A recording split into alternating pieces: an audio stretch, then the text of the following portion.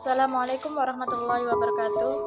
Perkenalkan, nama saya Marati Solihah dari Program Studi Pendidikan Agama Islam, Fakultas Agama Islam, Universitas Pesantren Tinggi Darul Ulum Jombang. Saya dan teman saya Zumar Muslih akan mempresentasikan materi tentang pengajaran perbaikan atau disebut dengan remedial teaching. Materi yang pertama yaitu pengertian pengajaran perbaikan atau remedial teaching. Remedial berasal dari kata remedi yang artinya menyembuhkan. Sedangkan teaching berarti proses pembuatan atau cara mengajar. Sehingga remedial teaching atau pengajaran perbaikan adalah suatu bentuk pengajaran yang bersifat menyembuhkan atau membetulkan. Maksud yang disembuhkan adalah beberapa hambatan atau gangguan kepribadian yang berkaitan dengan kesulitan belajar. Sedangkan remedial teaching pendidikan agama Islam adalah suatu proses perbaikan mengajar atau proses pengulangan mengajar kepada siswa yang belum mencapai tujuan yang diharapkan dari pembelajaran pendidikan agama Islam. Selanjutnya, langkah-langkah pembelajaran remedial menurut Permendiknas nomor 22, 23, 24 tahun 2006 dan Permendiknas nomor 6 2007. Yang pertama yaitu menentukan jenis kesulitan belajar. Kesulitan belajar dibedakan menjadi 3, yaitu 1. Kesulitan belajar ringan. Kesulitan belajar ringan biasanya dijumpai pada peserta didik yang kurang perhatian di saat mengikuti pembelajaran. 2. Kesulitan belajar sedang. Kesulitan belajar sedang dijumpai pada peserta didik yang mengalami gangguan belajar yang berasal dari luar diri peserta didik, misalnya faktor keluarga, lingkungan tempat tinggal, ataupun pergaulan. 3. Kesulitan belajar berat. Kesulitan belajar berat dijumpai pada peserta didik yang mengalami ketunaan pada diri mereka, misalnya tunarungu, tunanetra, dan tunadaksa. Yang kedua yaitu tes diagnostik. Tes diagnostik digunakan untuk mengetahui kesulitan peserta didik dalam menguasai kompetensi tertentu. Misalnya, dalam mempelajari 13 operasi bilangan, apakah peserta didik mengalami kesulitan pada kompetensi penambahan, pengurangan, pembagian, atau perkalian. Yang ketiga yaitu wawancara. Wawancara dilakukan dengan mengadakan interaksi lisan dengan peserta didik untuk menggali lebih dalam mengenai kesulitan belajar yang dijumpai peserta didik. Yang keempat yaitu pengamatan atau observasi. Pengamatan atau observasi dilakukan dengan jalan melihat secara cermat perilaku belajar peserta didik. Dari pengamatan tersebut diharapkan dapat diketahui jenis maupun penyebab kesulitan belajar peserta didik. Materi yang kedua yaitu tujuan pengajaran perbaikan atau remedial teaching. Sebenarnya tujuan pengajaran perbaikan itu sangat banyak sekali, tetapi di sini saya memperincinya menjadi 5. Yang pertama yaitu dapat mengubah atau memperbaiki cara-cara belajar ke arah yang lebih baik sesuai dengan kesulitan yang dihadapinya. Yang kedua, dapat memilih materi dan fasilitas belajar secara tepat. Yang ketiga, dapat mengatasi hambatan-hambatan belajar yang menjadi latar belakang kesulitannya. Yang keempat, dapat mengembangkan sikap-sikap dan kebiasaan yang baru yang dapat mendorong tercapainya hasil belajar yang lebih baik. Yang kelima, dapat melaksanakan tugas-tugas belajar yang diberikan. Materi yang ketiga yaitu fungsi pengajaran perbaikan atau remedial teaching. Fungsi pengajaran perbaikan atau remedial teaching terdapat dalam Quran surat Luqman ayat 13 yang artinya, "Dan ingatlah ketika Luqman berkata kepada anaknya, di waktu ia memberi pelajaran kepadanya, 'Hai anakku, janganlah kamu mempersekutukan Allah. Sesungguhnya mempersekutukan Allah adalah benar-benar kezaliman yang besar.'" Selanjutnya yaitu macam-macam fungsi pengajaran perbaikan. Yang pertama yaitu fungsi korektif.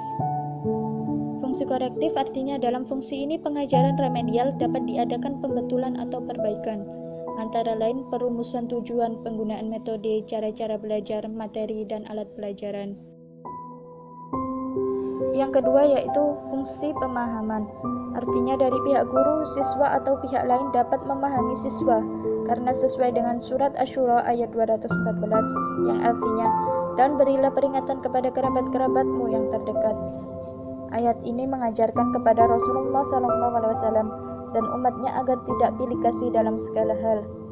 Begitu pula dalam pendidikan. Yang ketiga yaitu fungsi penyesuaian.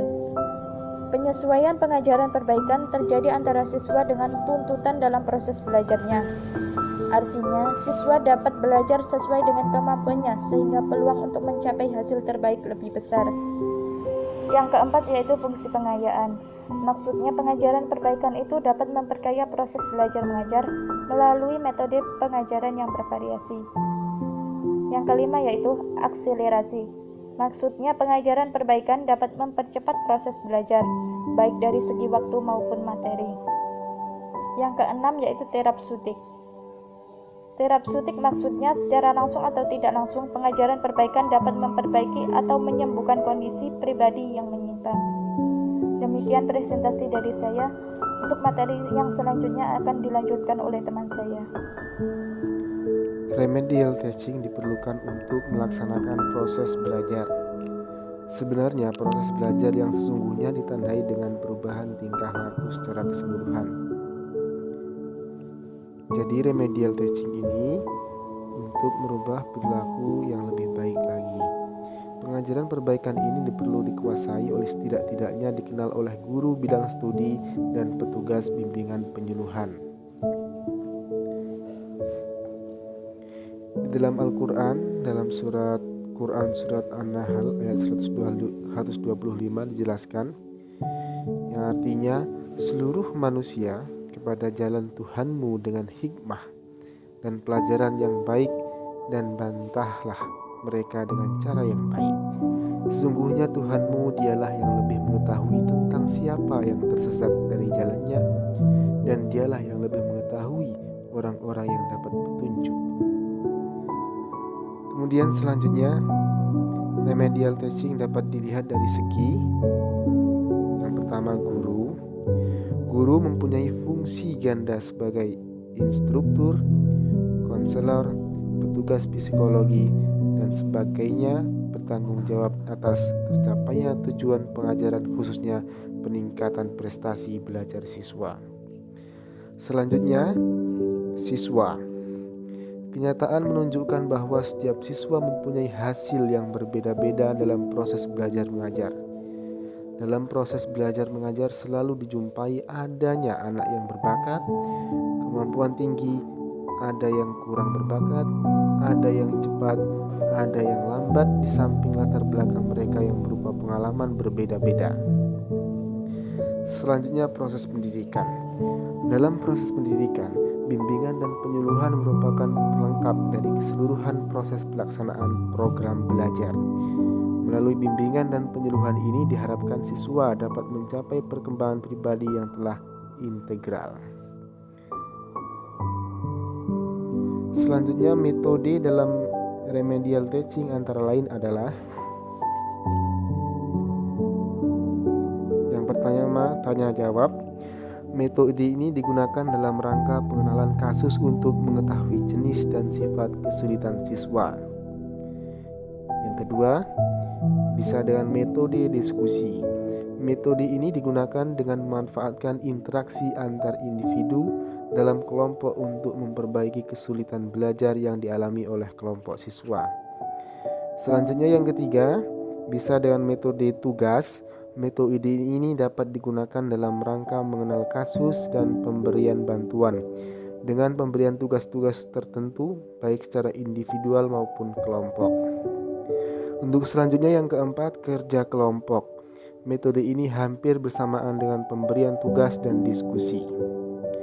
Selanjutnya, tutor. Pengajaran tutor adalah siswa sebaya yang ditunjuk atau ditugaskan untuk membantu temannya yang mengalami kesulitan belajar, karena hubungan antar teman umumnya lebih dekat dibandingkan dengan gurunya. Selanjutnya, yang terakhir, dengan metode pengajaran individual. Pengajaran individual adalah interaksi antara guru dengan siswa secara individual dalam proses belajar mengajar. Sekian presentasi dari kelompok kami.